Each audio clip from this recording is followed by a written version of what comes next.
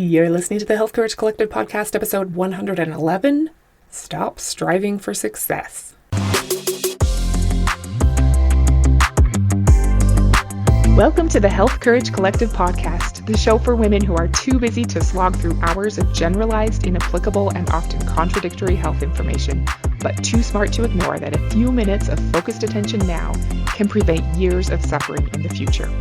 I'm your host, Christina Hackett, a pharmacist who doesn't want you to live on prescriptions, a certified coach specifically trained to maximize your potential, and a compulsive learner obsessed with preventative, cutting-edge, holistic, and integrative medicine. I'm on a mission to increase your physical and mental resilience so you can fearlessly look forward to your next 40-plus limitless years. Your time is now. Let's go.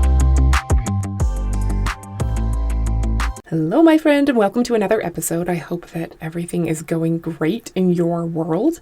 How is the hardware of your soul?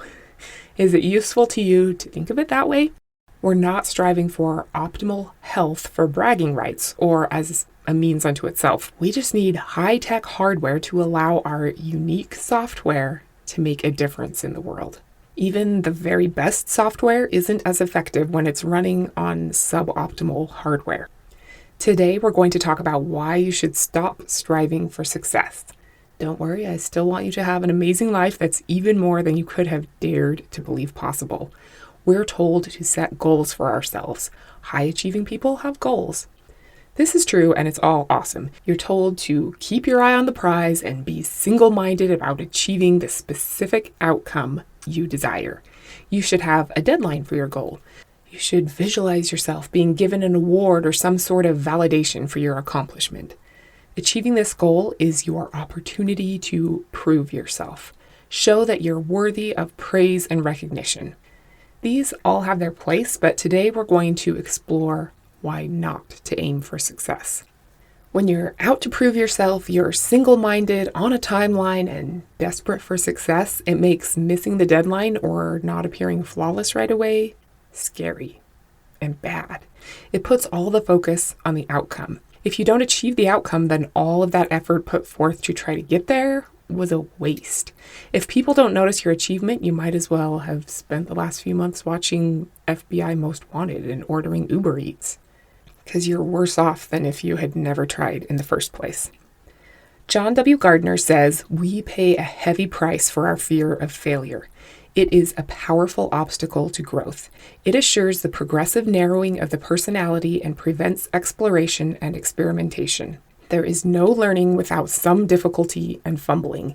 If you want to keep on learning, you must keep on risking failure all your life." End quote. Do you want to assure the progressive narrowing of your personality? Yikes, that's not a reason to go after goals. This gets into some of Carol Dweck's fixed mindset wisdom. People with a fixed mindset need to be able to show results immediately and interpret any failure to produce extraordinary results on their first try as proof that they're worthless. The idea of having to work hard and still not succeed is as bad as it gets. This is what Carol Dweck brilliantly says about your mindset in regards to your goal. When you enter a mindset, you enter a new world. In one world, the world of fixed traits, success is about proving you're smart or talented, validating yourself. In the other, the world of changing qualities, it's about stretching yourself to learn something new, developing yourself. In one world, failure is about having a setback, getting a bad grade, losing a tournament, getting fired, getting rejected. It means you're not smart or talented. In the other world, failure is about not growing, not reaching for things you value. It means you're not fulfilling your potential. In one world, effort is a bad thing. It, like failure, means you're not smart or talented. If you were, you wouldn't need effort. In the other world, effort is what makes you smart or talented. You have a choice. Mindsets are just beliefs. They're powerful beliefs, but they're just something in your mind, and you can change your mind. End quote. She's the best. In the fixed mindset world, effort is a bad thing, and the worst possible outcome in your goal journey would be to not achieve your goal. That would mean you're not good enough, not worthy enough, not smart enough. Any effort you put in was wasted. you're worse off for trying. In the growth mindset world, you only fail if you don't grow. You don't live in alignment with what you value, or you don't fulfill your potential. You're already worthy, and what makes you talented or smart is the effort you were blessed to be able to expend. We often aim for success because we think we need to be recognized for achieving big goals in order to have a good life, to prove our intelligence and talents to the world, and finally be considered a success. We're constantly anxious about how well we will perform and who will notice. In his book, Thoughts of a Philosophical Fighter Pilot, Vice Admiral James Stockdale says, "Integrity is a powerful word that derives from a specific concept. It describes a person who is integrated, blended into a whole, as opposed to a person of many parts, many faces, many disconnects.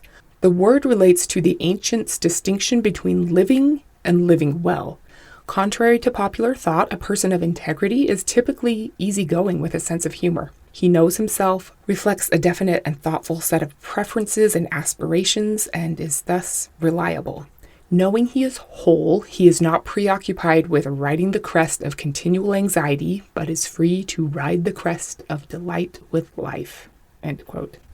I'm not sure what a vice admiral is. Is it one step below an admiral or one step above? I don't even know those rankings, but I think corporals are low and generals are high. I learned that from MASH, but I'm not sure where sergeants and lieutenants and admirals all fit in. I think Hawkeye on MASH was a captain. Anyway, James Stockdale is a really cool guy, and I like what he said because keeping your eye on the prize and what it means about you can cause you to be preoccupied with riding the crest of continual anxiety. But if you are an integrated person of integrity with a thoughtful set of aspirations, you're free to ride the crest of delight with life. That sounds a whole lot better to me. Hey, I just wanted to quickly interrupt and say good for you for being here listening to a podcast about improving your biological age relative to your chronological age. Have you ever thought about slowing the biological aging of your skin? If you heard my episode 55 about senescent cells, then you know that the accumulation of these undead cells accelerates all of the problems of aging. Well, now there's a topical supplement you can put on your skin that reduces the accumulation of senescent cells in your skin. This reduces wrinkles, but also all other skin conditions caused by thinner, weaker, drier skin. It also reduces the formation of age spots and increases collagen and hyaluronic acid production within your skin. It's a peptide called OS01, and it's in a product called OneSkin. I use it every day on my face and neck, and I've noticed a big difference. I would say my skin is more moisturized, but that's not a good enough description because it's not like when you put moisturizer on, but your skin is still dry underneath. It's the exact opposite. The topical supplement isn't greasy at all, but my skin is plumper and healthier from the inside out. I'm a big fan. If OneSkin sounds like something you'd like to try, there's a link in the show notes to get you $20 off. All right, back to the episode. So, how does one become an integrated person of integrity? I love what Tom Morris says in his book, True Success. The happiest people in the world are people who love what they're doing regardless of whether wealth, fame, power, and elevated social status ever come their way. The most fulfilled people are individuals who delight in their work, whatever it might be, and strive to do it well. End quote. The happiest people in the world love what they do so much that they don't even care about supposed success. They're not focused on success at all. They're not striving for success. They're too busy loving what they do. George Leonard says basically the same thing. For a master, the rewards gained along the way are fine, but they're not the main reason for the journey. Ultimately, the master and the master's path are one. And if the traveler is fortunate, that is, if the path is complex and profound enough, the destination is 2 miles farther away for every mile he or she travels. End quote. Can you feel how different those two scenarios would be? One person who's striving for success with their eye on the prize versus the master. The striver only cares about the reward and wants it as quickly as possible with as little effort as possible.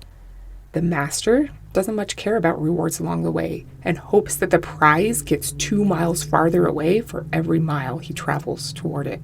When we stop striving for success and start loving the process, everything changes. We become the master instead of the achiever. We focus less on the rewards and the finish lines and the trophies and all the other markers of success and more on the process of becoming the type of person that we want to be. And the process is reward enough in itself, even if there is an external reward involved. I've mentioned this story before, but I think it's worth repeating here. In his book, With Winning in Mind, Lanny Basham tells the story of a golfer named Ben he coached who was really struggling with his golf game. What he had Ben do was forget the goal to win and make his primary focus the process of playing well. Process is primary became the name of the game. His only job while playing was to think about executing his process systems and not think about winning. Lanny says scoring is a function of great execution and winning is the result, but thinking about winning can pull your focus off proper execution in a competition. Thinking about process is the answer. He then goes on to tell a story of how Ben was playing at the Torrey Pines course in San Diego and found himself 30 inches from the cup on the 18th hole. The crowd knew that Ben needed to make the putt in order to win, but he had no idea. He was just focused on his process. He used his systems to line up his putt, and when the ball rolled in, his playing partner shook his hand, which he didn't think anything of. Then his wife came running out onto the green, and he looked at her with a bit of confusion and said, "Did I win?" Lanny tells this story in his book to prove that the player can cause his or her mind to think about process instead of outcome, even when the possibility of winning is important. That putt won Ben $954,000, and he had no idea until his wife came running out onto the course because he was so focused on his process for that single hole. His score was a function of his execution, and winning was the result, but his focus was on the execution process for each step along the way. Ryan Holiday tells a similar story about a coach named Nick Saban who is so successful because he teaches his University of Alabama football players not to think about winning the SEC championship or any championship. Think about what you need to do in this drill, on this play, in this single moment, the task at hand. That's pretty much the same idea, right? You're not going through the motions because it's the undesirable price you have to pay to get what you really want, which is the prize or success. You focus on the process and you love what you do so much that you hope you'll be stuck in the process for longer because it's where you really want to be, in the messy middle, figuring it out. Someone blessed with the opportunity to eventually become someone capable of figuring it out. Carol Dweck, the growth mindset lady, says, "The growth-minded athletes, CEOs, musicians, and scientists all loved what they did, whereas many of the fixed-minded ones did not. Many growth-minded people didn't even plan to go to the top. They got there as a result of doing what they love. It's ironic. The top is where the fixed mindset people hunger to be, but it's where many growth-minded people arrive as a byproduct of their enthusiasm for what they do." End quote. So, how does all of this apply to you? Is there an area of your life where you're striving for success and feeling frustrated? Have you tried to keep your eyes on the prize and feel like it's just not working? Success doesn't seem to be coming. Consider whether forgetting about success might be the answer. Can you focus instead on the process, on finding something to love about the daily actions that can lead to scoring points without thinking about the ultimate prize of success? Even if it doesn't really feel possible right now, what would it look like if you genuinely hoped that the success you've been hoping for got 2 miles farther away for every mile you traveled? If you loved the journey that much. Is there something in there that can help you right now? Psychologist Viktor Frankl, who was a concentration camp survivor and all-around amazing human, said, "Don't aim at success. The more you aim at it and make it a target, the more you're going to miss it. More success, like happiness, cannot be pursued. It must ensue. And it only does so as the unintended side effect of one's personal dedication to a cause greater than oneself, or as the byproduct of the surrender to a person other than oneself. Happiness must happen, and the same holds for success. You have to let it happen by not caring about it. I want you to listen to what your conscience commands you to do and go on to carry it out to the best of your knowledge. Then you will live to see that in the long run, I say, success will follow you precisely because you had forgotten to think about it. End quote. I'd invite you to see if this helps you with anything that you've been trying to pursue. How might you allow it to ensue instead? Next week, we're going to talk about creating your own motivation. Until then, forget about success and don't be normal.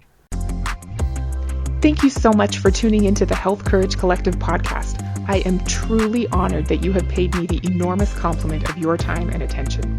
I would be so grateful if you would share this podcast with someone you know and subscribe so you never miss an episode. This podcast is for entertainment and information purposes only. Statements and views on this podcast are not medical advice. This podcast, including Christina Hackett and producers, disclaim responsibility for any possible adverse events by use of information contained herein. If you think you have a medical problem, consult a licensed physician.